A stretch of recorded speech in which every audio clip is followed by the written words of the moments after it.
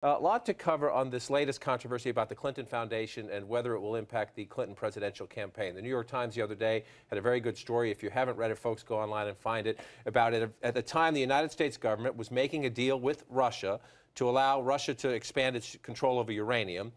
Bill Clinton is getting contributions from Canadian businessmen who are involved in this deal to the Clinton Foundation. He goes over to Russia and gives a big speech paid for by a bank that is involved in this transaction. And now the New York Times is saying Secretary Clinton, candidate Clinton, has some answering to do. They had the big piece in the newspaper the other day. Here's an editorial from the New York Times this morning because the Clinton campaign has said, go away. This is all partisan. It's not a big deal.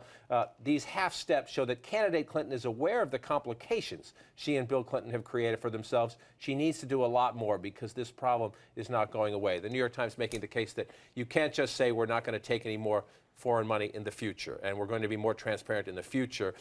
They say that the foundation owes more answers about this deal. Are they right? Yeah, I think they are. I think they are, because the longer this is out there, the longer it festers, and the more that comes out as a result of Peter Schweizer's book that's going to come out, I think, in a week or two.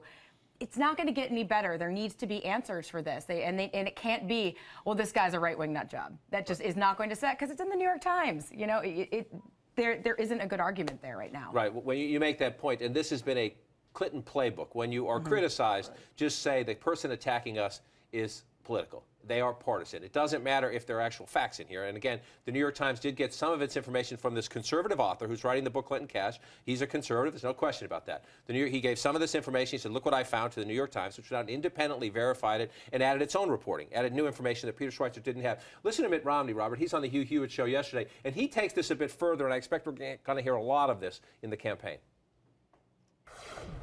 I was stunned by it. I mean, it looks like bribery. You know, I presume we might know for sure whether there was or was not bribery if she hadn't wiped, out thousands of emails.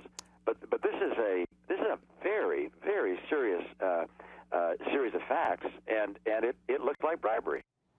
Now, Romney making the case there that because the State Department was among the cabinet agencies that had to approve this deal, and the Clinton Foundation is taking money at about the same time, he's calling it bribery. Now, those are strong words, and Republicans need to be careful, too. One of the mistakes Republicans often make is that they go too far in criticizing the Clintons, and they give the Clintons the avenue to say this is political. But those are strong words from a guy who's careful, usually, about what he says. First of all, Romney returns. I mean, this is a man who wanted to run for president earlier this year, decided not to do it, and he's out there as an attack dog. He's using stronger language than any other Republican on the scene. I think Romney, he's going to play this role in the months and year ahead, really taking on the Clintons in a way some other candidates may be reluctant to because they want to go after those swing voters. And you're right, John. When I talked to top Republican strategists this week, they're saying let it bleed, let it play out, let the Clintons handle this. Republicans don't need to be as aggressive, perhaps, as Romney because they don't want to seem like Newt Gingrich or Ken Starr or other 90s figures who were able to be easily tagged as partisan by the Clintons.